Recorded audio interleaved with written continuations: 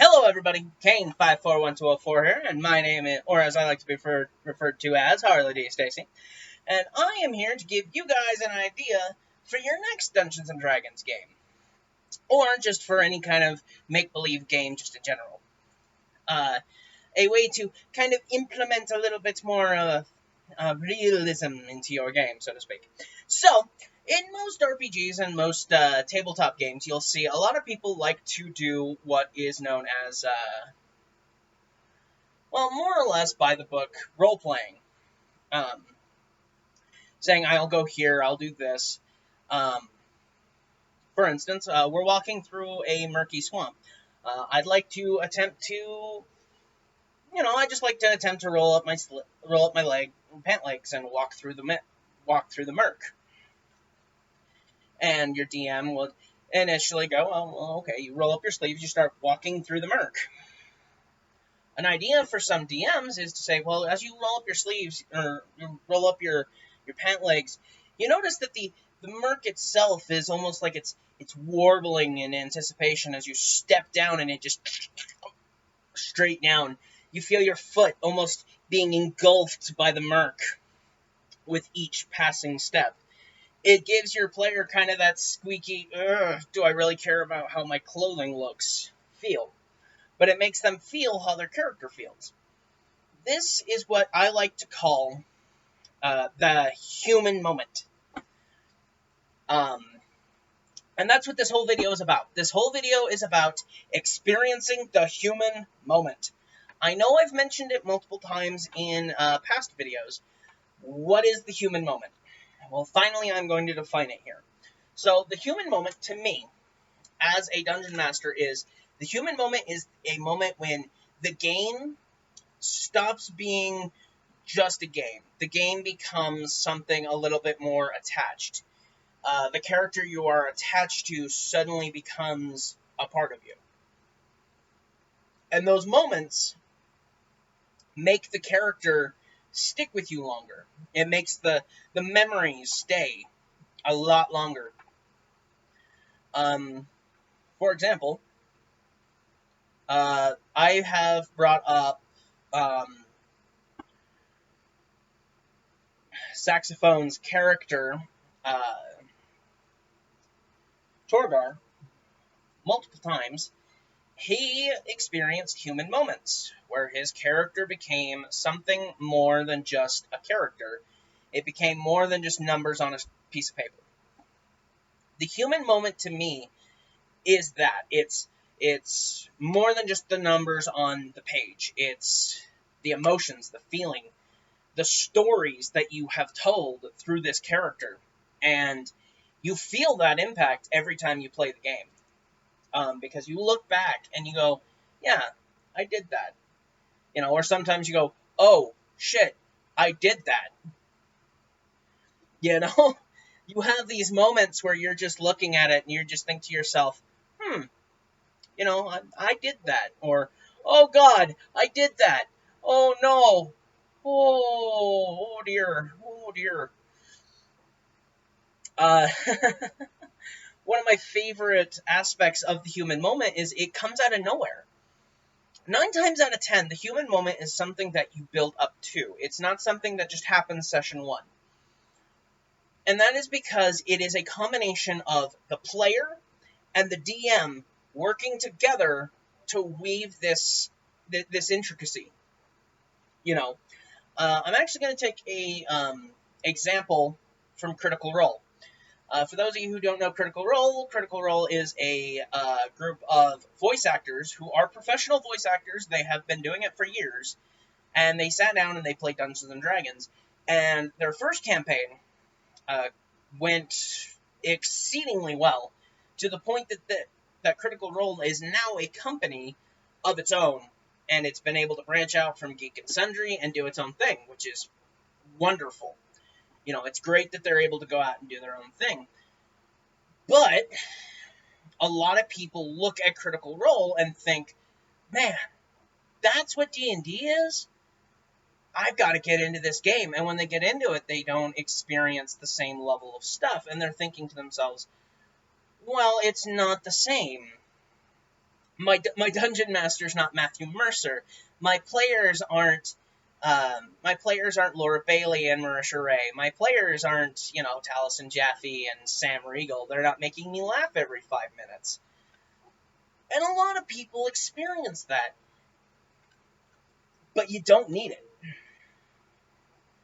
Honestly, and I'll bet you money that if anybody clipped this and sent it to Matt would 100% agree with me when I say, it's not just the Dungeon Master, it's not just the players, it's them working together to tell a story.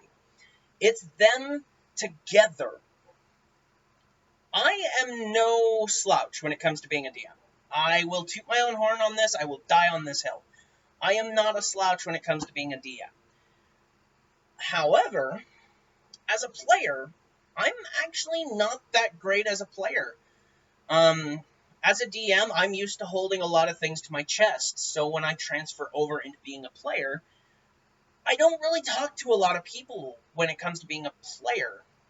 I don't do a lot of talking with my DM, I don't do a lot of talking with the players. I do a lot of role-playing, but I don't do a lot of talking, and it's because I'm not used to being a player.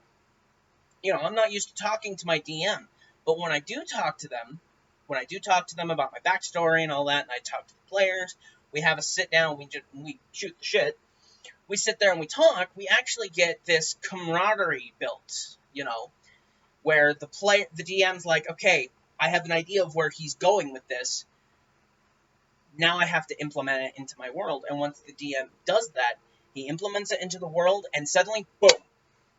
It doesn't matter that I'm playing at a game store, at my local game store. It doesn't matter that I'm sitting at a table with half the crew not being there.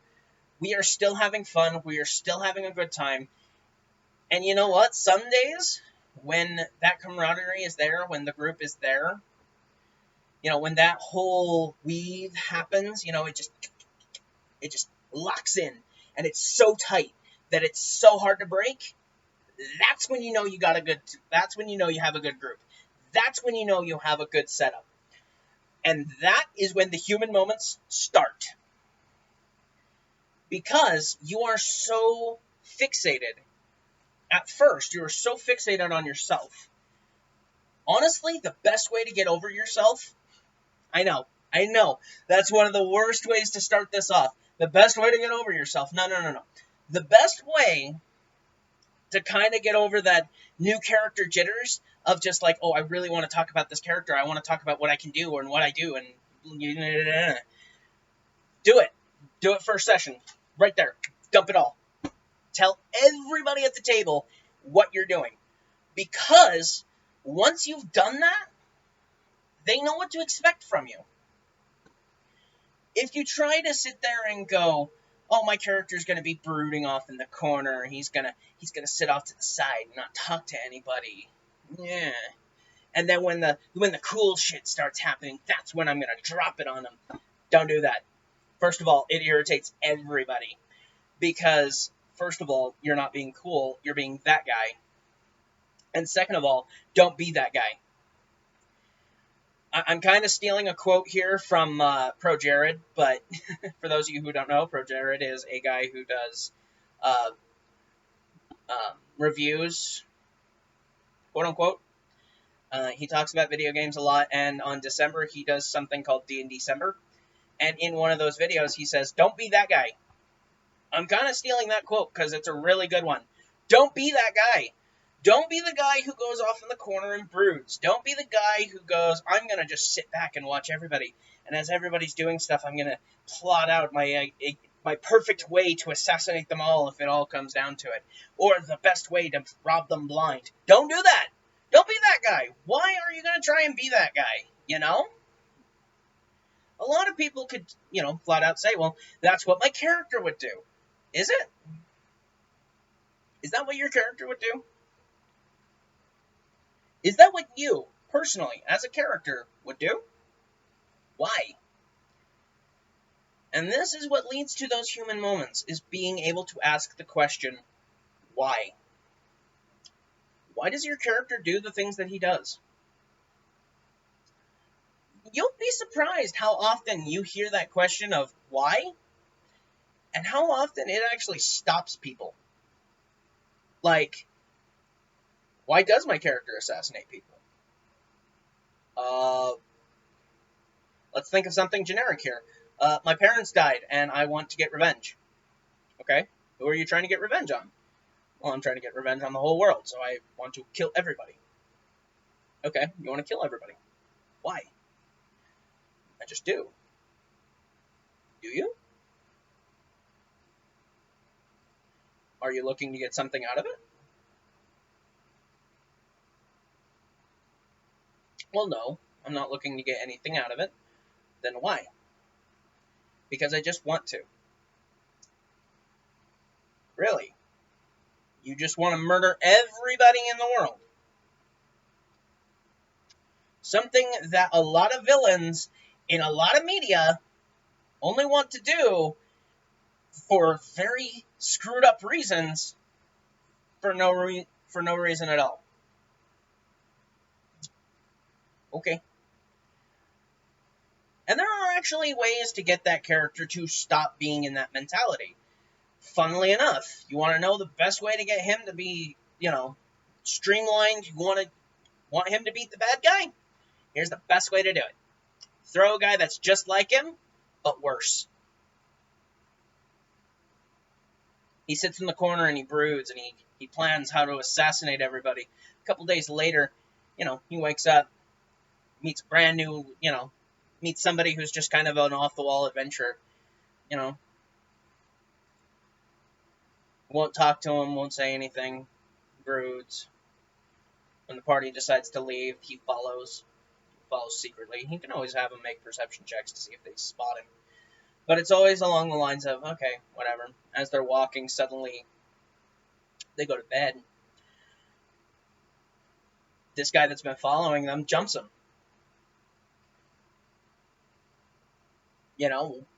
What if he jumps the wrong guy? He assassinates one of your party members. Well, I was planning on how to kill that guy anyway. Great! He just did it for you. And better. Because he did it. Immediately, it sparks in that character's head, hey, wait a minute, he's taking my job. He's doing what I want to do. He's taking my fun away. Suddenly, he's immediately wanting to take down that guy, because it's like, no, he's doing what I want to do, but better, because he's actually doing it. So he'll jump immediately to, yeah, we need to kill this guy, we need to knock him out, we need to take care of him. And suddenly, when you jump up to actually deal with it, and it's like, okay, great, what if they don't deal with that guy? Okay, great. If he keeps with the attitude, keep throwing people that are just better at it than him. And a lot of people would go, well, why would you do that? Because eventually you're going to run into somebody who's better than you in a lot of ways, and that person who's better than you is going to take you out. Especially if this is your line of work. Especially if your line of work is being an assassin. If your job is being an assassin and, killing people, assassinating people, there's going to be somebody out there who's better than you. And when they're better than you, they don't care. They are just about as soulless and as lifeless as you are.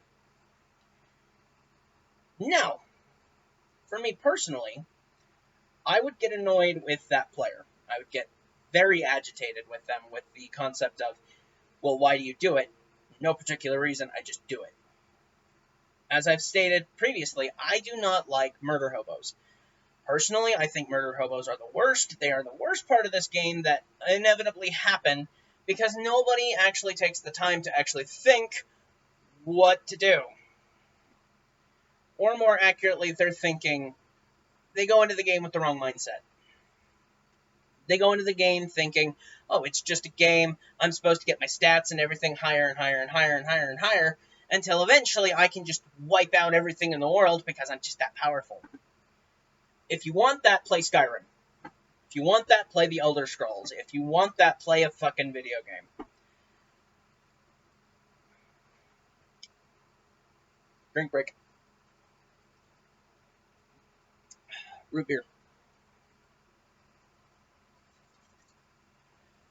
Honestly. But that's honestly the, you know, if you want that kind of power, you know, this medium's been here a long time, you know, freaking,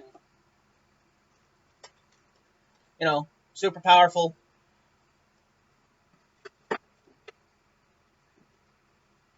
you know, kill just about anything that gets in your way.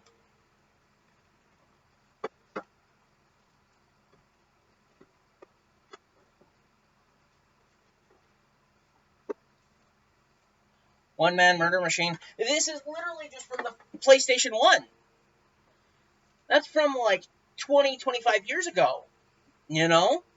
If you want that mentality, play a video game. Dungeons & Dragons is about the story. It's an RPG. It's about the story that you and your friends make along the way. It's literally the sheet. The sheet doesn't matter. In the grand scheme of everything, the sheet does not matter. I don't know how many times I have to tell this to new players when they're like, well, my stats are bad. It's like, it doesn't matter. Your stats, those can get better. You guys are walking 8 hours a day straight of just traveling. You're seriously telling me after about a month of this, you guys aren't, like, seriously getting stronger from this? You know, some DMs, myself included, like to say, oh, wow, you guys have been traveling for, like, almost a year, and this has been at a constant rate. You all get a +1 to your dexterity. In fact, +2 to your dexterity. It naturally grows. Your stats, sometimes your DM can just say, here, you randomly get a plus to your stats. Of course, the DM can also go, well, you get a -10 to your freaking intelligence. Intellect Devourer. There are ways to lose intelligence. There are ways to gain intelligence. All you have to do is look. Because it starts a story. Here's a good example. I'm playing a fighter. This is just off the wall. This is off the top of my head. I'm playing a fighter. Okay? Basic beyond basic. He's got an 18 in his strength. He's got a 16 in his dexterity. He's got a 15 in his con. And everything else is at a 10.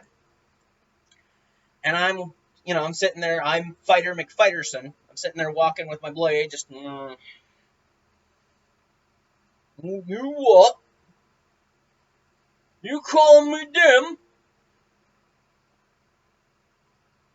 Do I even know what that means? And then I go to the DM and I go, hey, is there a library? Well, is there a library in this town? Did the DM plan for a library? I was like, that's something to think about. Is there a library? If yes, the DM will tell you, yeah, there's a library. Everybody knows where it is. It's a natural public library. It's like, my fighter wants to go there. You know, he's tired of getting called stupid. He's getting tired of being called dim. He doesn't even know what dim means. Goes to a public library. Spends a week in the library.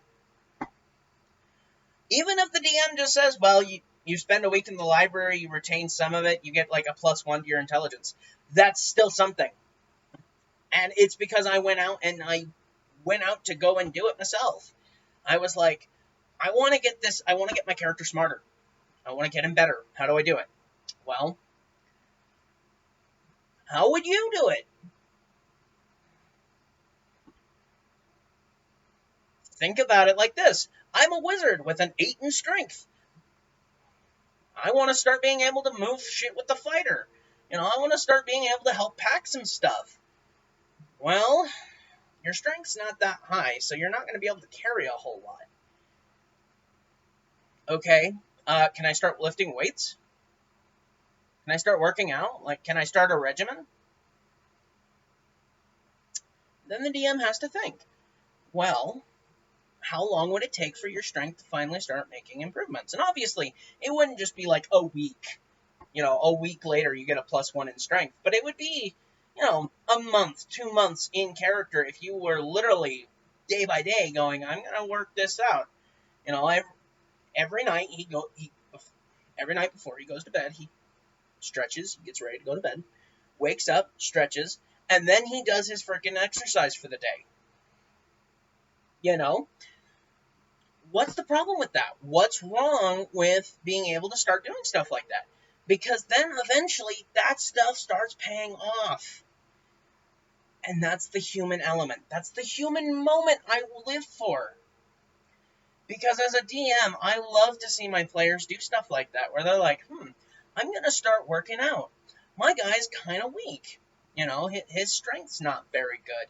He's going to take like 2 bags, and he's going to fill them up to as much as he can, and he's just going to start pulling weights. Start doing sit-ups, start doing push-ups, start doing workout sessions. He's going to start working out so he can get bigger and better and stronger. Great! Love that! That's freaking great. And even for me, I'll put in mercy rules where it's literally like, oh yeah, 2 weeks later, you get a +1. I don't keep it realistic. You know, it literally, if your DM is, like, really nice, he could just simply go, okay, yeah. You know, you want to lift weights, that's fine. You know, 2 weeks later, boom, you're at a 10. You're average. You know, you can start picking up stuff. And then slowly as you go, you can just go, okay, I'm going to incrementally make it heavier. Start lifting that stuff. Start making yourself stronger. You know, eventually, you're going to make your wizard jacked. Like, he's going to be so massive and buff. I'm not. But, you know, you're going to make your wizard jacked. But that's because you started it. All because you wanted to help your ally. Such a small thing. Such a small thought. Changing your entire perception. That's the beauty of the human moment. A small thing, something so insignificant, something so tiny, can develop into something that is absolutely beautiful to watch. To see your party love you as a party, to love you as a father figure, to love you as a brother, a mother, a sister, a lover, to develop these feelings, to develop this mentality that these are my family. It's something you can't break. Anybody who has been to my table is my family, whether I have issues with you or not. Anybody who has been to my table is my family. You are family, you are loved by me.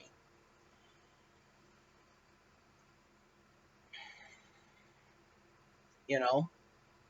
Because those human moments matter. You know, you see these human moments affect people. You know, I give Saxophone a lot of shit, and he knows it. I don't think he watches my YouTube.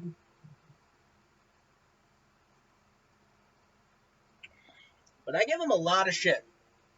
I give my players a lot of shit about Torgar. Don't be a Torgar. Don't be this character. But Torgar was a character who experienced the most human changes. The most golden of human moments came from this character. You know, this character went from a murder hobo to a hero. You know, this character unevolved. And in a lot of ways,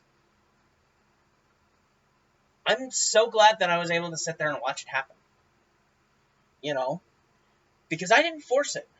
Never once do I force my players down a path. I literally drop them down and say, go. Here's the world, here's the environment, here's what's going on. Go. There are no rails in my games. If the game starts getting railroading, I like my players to call me out on it. And my players don't do it normal. Don't do it a lot. And 9 times out of 10, though, my players will get onto a plot line. They will snatch it And they will hold on to it, and they will rip and tear at it until it is done and it is gone. But that's because that's what their characters have slowly developed the mentality of. It's another moment of that human connection just switching on. And it's not something that you just switch on. It's not something that just happens naturally. It's something that, well, it is something that happens naturally. It's not something that you can force. You can't just force a human moment. And I know this personally, because I tried. The first game that I ever played as a player, I tried forcing human moments. His name was Jasper Moonstone. He was a bard. He was a half-elf. And unfortunately, he didn't last long in that campaign. Because I tried. I tried to force the human moment. And it didn't work. The table got annoyed. I got annoyed. I wasn't having fun with the character. And it was just like, well, fine. I'll just swap them out. And that's when I brought in Vivian to that game. But look at what it brought. It brought Vivian. You know, it brought all this other creativity, because I realized you can't force that. You can't force the human moments. You can't. Trying to force in those moments doesn't do you any good. You have to let it naturally evolve. It has to be a moment where you realize, oh my god, this is happening. You know, for me, the human moment is so important, because for me personally, if you're going to enjoy the human moment, you have to understand the human moment. And every time someone comes to sit at my table, I always start out with the one question that always starts out. What are we building? Everybody has that session 1 or session 0 where they talk to everybody. They talk to the players, they talk to each other, and they get an idea for session 0. And they decide for their characters what they're going to do. This is where the DM is best, because the DM doesn't really got to do a lot. He's already got the world, he's already got everything figured out. He just needs his players. And they will fill in the blanks of what he has left undone. Because that will lead to the human moments. That will lead to those moments that are so important. As well as the best part of the human moment. The climax. The ending. That moment where you see that culmination of everything leading up to that moment. It's so beautiful. It's so... Any DM who can pull that off, you are a god in my eyes. Any DM worth their salt who can produce that human moment, bar none. I don't care if you're a hobo on the streets.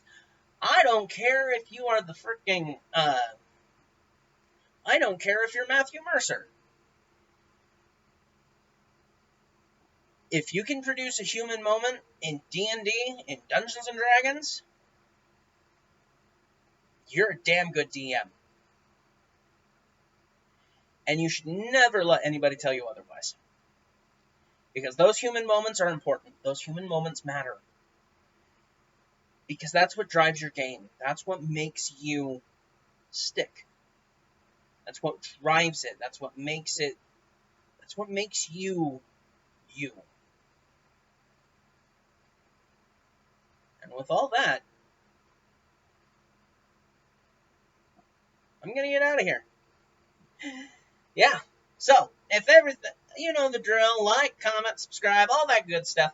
And as always, I want you guys to remember one very important detail, because I finally have an idea of what to do for an end card call-out, so to speak. I want you guys to let your human moments be natural. Peace.